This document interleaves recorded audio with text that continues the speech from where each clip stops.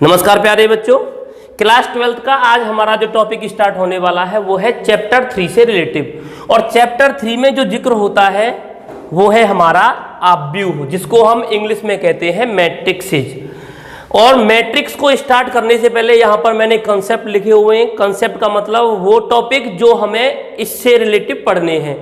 सबसे पहला टॉपिक आता है कि मैट्रिक्स है क्या और मैट्रिक्स को किस तरीके से रिप्रेजेंट किया जाता है। तो प्यारे बच्चों ध्यान दें, सबसे पहले एक सेट को रिप्रेजेंट करने के लिए कैपिटल लेटर का यूज किया जाता है, चाहे वो ए हो या ए से लेकर के जेड तक कोई भी हो। तो मैंने यहाँ ए इक्वल टू रिप्रेजेंट किया और मैट्रिक्स का जो सिंबल आता है वो एक क्लोज्ड इंटरवल, जो बड़ा ब्रैकेट होता है उसके द्वारा रिप्रेजेंट किया जाता है किसको, मैट्रिक्स को। अब बात ये आती है, इस मैट्रिक्स का ये जो नोटेशन है वो काम आएगा आपका मैट्रिक्स लिखने में। मैट्रिक्स के अंदर जितने भी नंबर्स लिखे जाते हैं उनको बोला जाता है एलिमेंट, मतलब तत्व या अवयव। जो हमारा क्या होता है A11, A12, A13 और ऐसे ही डॉट डॉट डॉट A1n।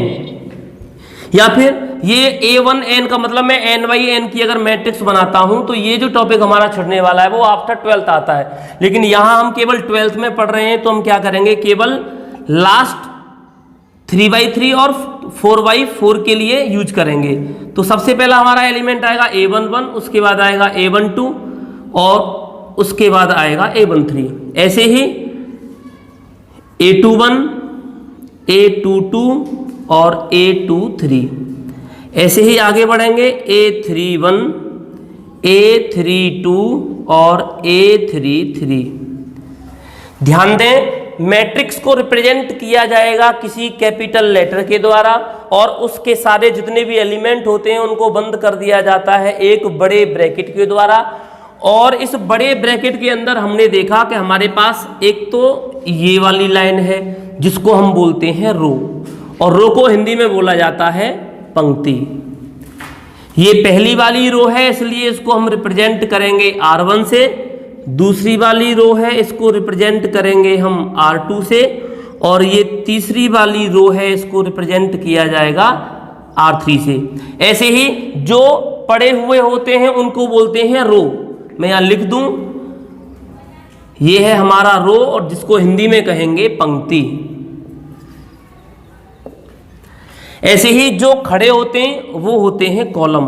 ये पहला वाला है तो इसको हम बोलेंगे C1, मतलब कॉलम पहला, और ये हो जाएगा हमारा C2 और ऐसे ही ये हो जाएगा हमारा C3 जिसको हम बोलते हैं कॉलम, COLUMN।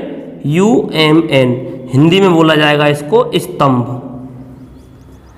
तो ध्यान देने वाली बात सबसे पहले ये है कि एक मैट्रिक्स को रिप्रेजेंट किया गया किसी एक कैपिटल लेटर द्वारा। उसके अंदर जितने भी हमने एलिमेंट लिखे उनको लिखा गया किसी बड़े ब्रैकेट के द्वारा। और बड़ा ब्रैकेट जो हमारा यहाँ पर यूज किया गया है यही नोटेशन है एक मैट्रिक्स को रिप्रेजेंट करने का। इस तरीके से अब हम बात करते हैं ये A11, A12, A13। ये A11 का मतलब क्या है और A12 का मतलब क्या है। ये A11 और A12 हमें बताते हैं एलिमेंट के स्थान को, कि कौन सा एलिमेंट किस स्थान पर यूज किया गया है। तो इसको हम बताएंगे तब जब हम जान लेंगे किसके बारे में, ऑर्डर ऑफ मैट्रिक्स के बारे में। तो यहां लिखेंगे ऑर्डर ऑफ मैट्रिक्स मतलब क्रम या कोटि। यहां लिख देंगे आव्यूह का क्रम या कोटि, मतलब ऑर्डर ऑफ ए मैट्रिक्स। क्या होगा, ऑर्डर ऑफ मैट्रिक्स जो होता है वो होता है m × n, जहां पर m जो होता है वो होता है नंबर ऑफ रो और ये होता है हमारा number of column. Number of row मतलब पंक्तियों की संख्या इनटू कॉलम की संख्या। m × n जो ऑर्डर होता है वो हमेशा मैट्रिक्स के राइट हैंड पर नीचे की तरफ लिखा जाता है। ये ऑर्डर को रिप्रेजेंट करता है जहां पर m होता है नंबर ऑफ रोज और n होता है नंबर ऑफ कॉलम।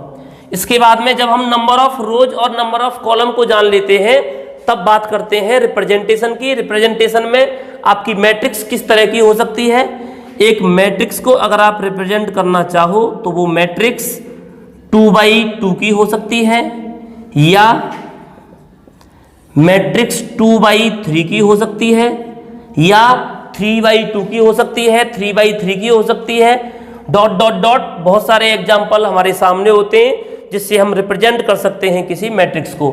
तो सबसे पहला काम हमारा ये है कि ये 1 1 और 1 2 क्या हमें रिप्रेजेंट करके दिखाते हैं। जैसे एग्जाम्पल के लिए मैंने लिख दिया A12, इसका मतलब है कि पहला जो होता है कौन होता है, रो, दूसरा होता है कॉलम। तो ये बोलता है कि पहली रो में ये दूसरा कॉलम है, पहली रो में ये दूसरा कॉलम है। जैसे रो कौन सी है ये, तो पहली रो, और पहली रो में कौन सा कॉलम है, दूसरा, तो कौन सा एलिमेंट आएगा, ये वाला। अगर मैं आपसे बोल दूं बताइए कि A32 क्या होगा, इसका मतलब तीसरी रो में चलिए और दूसरे कॉलम में देखिए, रो इनटू कॉलम, मतलब तीसरी तो रो में चलना है, तो रो कौन सी होगी, तीसरी, 1 2 3, तीसरी ये है, और कॉलम है हमारा दूसरा, दूसरे पर कौन सा एलिमेंट आ रहा है, ये।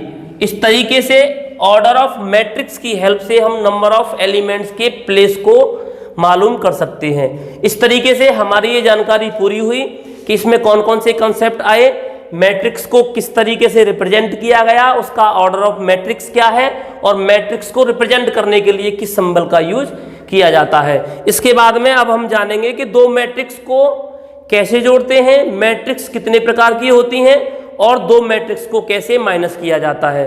तब तक के लिए आप इन्हें अच्छी तरह से नोट कीजिए। धन्यवाद।